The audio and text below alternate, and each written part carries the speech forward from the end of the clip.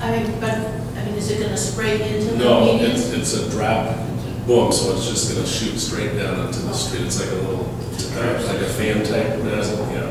Right. If it goes to the medians, it'll just grow some weeds. Yeah, we can have I'll make it work for you, Jerry. Thank you.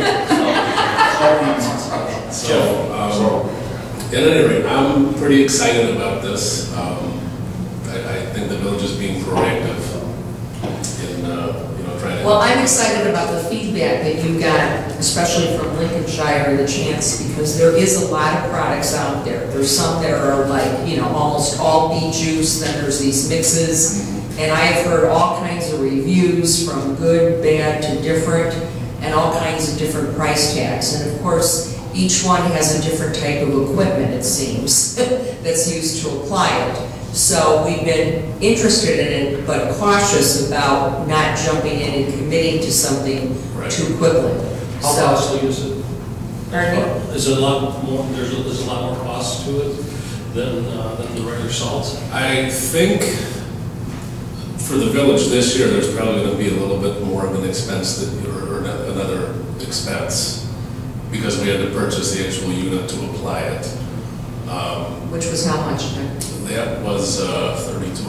I mean, we're not looking at thousands and hundreds of thousands of dollars to do this. It's relatively inexpensive. The product, I'm looking into the pricing, depending on how many gallons we use, and I'm sure they weigh it out is how much you can actually store on site. So if you can store 200 gallons or 1,000 gallons, you might get a better deal as opposed to, having a delivery every other day. So these are still things that we're trying to fine tune. But price-wise, I want to say it would probably be a little bit cheaper per lane mile than what salt cost. Basically, it's to help save on the cost of salt that we're going to use. I mean, Well, it doesn't eliminate it. No, Yeah, but also if in a light snow, he's saying they may not even need to go out at all. So then we're you're saving the man labor, hours. to have a truck come out and spread salt for a little dusting. And if you run out of beet juice, I could always get you some beets at Walmart. There you go. So it's your own fresh squeeze. Resource. Do you have to apply it before each snow, or is it once it's on, it's good for a while? It depends on the product that you're using. I'm still waiting to get some information from this GeoMelt. From my understanding, today's Tuesday, let's say Thursday, we're expecting a pretty decent snowstorm. I can go out tomorrow, put this stuff down, go park the truck, and we're done. Once it starts snowing, depending on the severity of the snow, we may be able to get 2 events out of one application. A lot of it has to do with what your traffic pattern is, how many cars you have driving over it. I mean, there's just, everything is so new. We almost just kind of have to, I don't want to say we're jumping into it, but we're cautiously looking at this and doing it. And then by the end of next season, we will really have a good hold on how well it worked and how much product we use, how much salt we saved. We should be able to figure out how much man hours we've saved. So it's kind of a learning experience for all of us. But it's definitely the right direction, and it's definitely a direction that sooner or later every municipality is going to have to start doing, especially if the state steps in.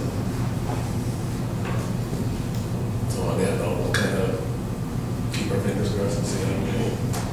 I'm looking forward to it. And then on another note, our wonderful Halloween hayride, albeit the weather was not very nice. We had a lot more riders than I actually expected. We got 1, 2, 3 of the nice large rubber-made containers full of donated goods that were taken over to Avon Township. So they were very grateful for that. A lot of the residents, kids who I've seen, we've been doing this, I think, at least 6 years now, if not more. It's become tradition. So it was kind of nice to hear, even the kids sitting there in the pouring down rain, and a few of them really got socked that, oh, it's a tradition, we come out and do it every year. So all in all, it was good.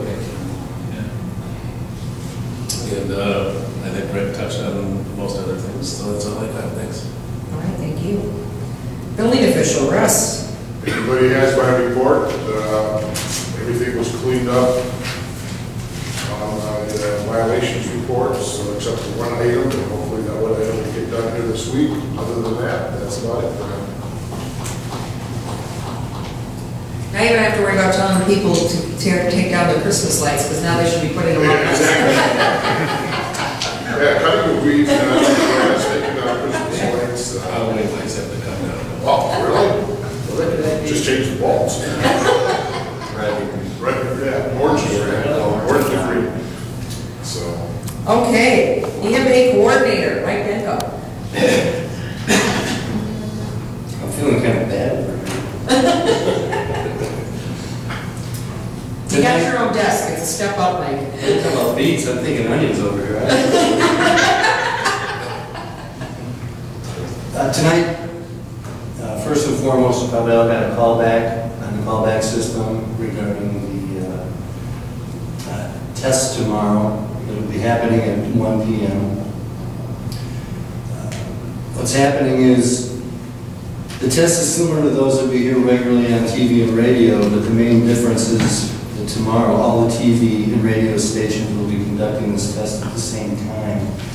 Just real quickly, the test is coordinated by Homeland Security, FEMA, the FCC, and the National Oceanic and Atmospheric Administration. This is a national public alert and warning system that enables the President of the United States to address the American public during extreme emergencies. So we'll have that happen tomorrow. It's going to be 30 seconds, not to 3 minutes. Thank you for using the system. If you did not get that call, you might want to contact the village and let them know that you were contacted, because that would be important in the future. Halloween was wet but successful. There was a lot of people out. Emergency management patrol passed out light sticks and necklaces. Used the radios, used the equipment. Had one surprise, but that was not a big deal. I was just horsing around.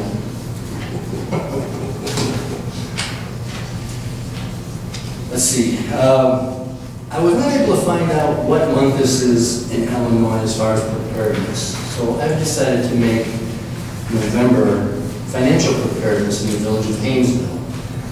We talk about having water and being prepared with everything else. Just want you to think about some things that you would do as far as finances are concerned if, in fact, we had an emergency and it was catastrophic. So think about it. What would you do? How would you respond to financial institutions in your own finances? And as always, please maintain 72 hours of supplies. That's all. Thank you, Mike, and we appreciate your efforts on Halloween, as well as we appreciate Jeff conducting the hayride. So we do both. Okay, we're going on to our treasurer is not present tonight. Jerry, do you have any comments to report from the treasurer? It's budget time again. Kelly's put notice in everybody's mailbox. Forms will be coming forthwith, and they include a deadline for initial submission.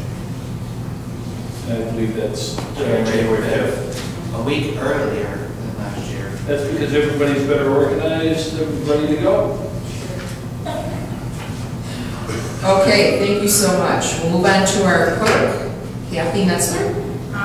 Next week I'll be emailing all the committee chairpersons with a memo regarding committee meeting dates for next year. I have to publish this ordinance in January, so I'd like to pass it on the December 13th agenda for approval. So I'm going to do the sheet. If you guys have any questions or changes to your meeting dates, let me know as soon as possible. Thank you. That's it. Okay, now we'll move on to the mayor. And again, I want to mention Halloween. You know, we've been lucky over the years. The weather has really smiled on us most years.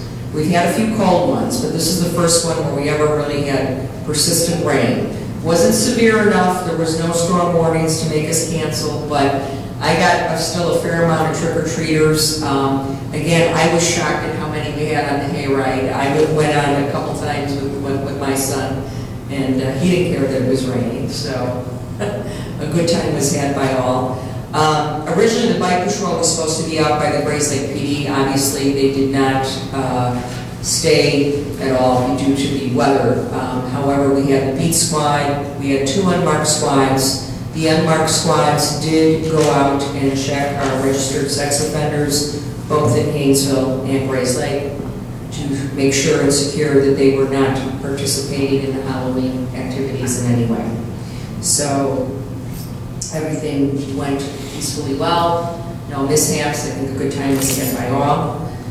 And again, I thank everyone. And hopefully you got up to the northern, or excuse me, the southern part of Deer Point. We did have 2 horses around. Our village vet, Corinne Swearingen, brought her horse into town with our permission and the police department's permission, and her husband was on another horse that belongs to her vet partner. And so they limited themselves to Deerview and Buck to stay out of the mainstream of traffic. They did venture over to Lisk since there wasn't as much activity due to the rain, but it was kind of cute. They had their saddlebags and were passing out trick-or-treat candy to all the kids. So we talked to them about maybe they could be at future events such as Hainesville Fest, and I don't know if they'll be back next Halloween or not. We hope they will be because it was fun. All the trustees should have a copy of my report along with a handout. Last Thursday was the Swelco board meeting, and it's that time of year where we set the 2012 calendar of meetings for Swelco. We set the 2012 legislative policy. There is a new annual report publication, and they should have left some copies in the back. I encourage you to take a copy. A lot of people don't realize what SWALCO does. SWALCO stands for Solid Waste Agency of Lake County Organization. And, you know, I'm very proud of what this organization has done as far as recycling, keeping so much out of the landfill. What does go in the landfill, they see that it's handled properly. They see that everyone gets the proper fees or impact fees for the landfill that we have here in Grays Lake. So very worthwhile report. And also had a meeting the other day, Wednesday, November 2nd, with Jeff Gately and Peter Adrian of Swelco. We're looking at having a one-time electronic recycling event in the spring here at the new Public Works facility. There's no reason that we can't do it. It would be a one-day event. And again, it just makes it easier for our residents. Instead of having to drive further away to other towns, it would be right here in our own community.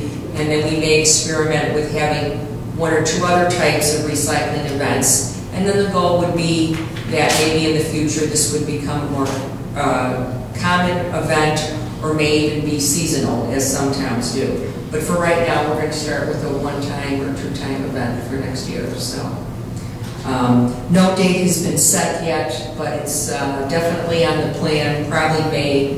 Want to make sure that the weather's decent enough. So we'll keep you posted on that. Also, I serve on the Lake County Municipal League Legislative Committee. And so what you have attached to my report is the write-up of what we felt are the priorities to communicate to our legislators, our state senators and state reps down in Springfield who are in session, just went into session this week. And you'll notice further down under business, there's a House bill that's being considered that is of great concern. Which I had mentioned last spring, that, you know, we felt that Springfield would come back and try to take municipal money again in some other way, and they have. But we'll discuss that further under business. But just to go over this real quick, we feel number one, priority above all is to protect municipal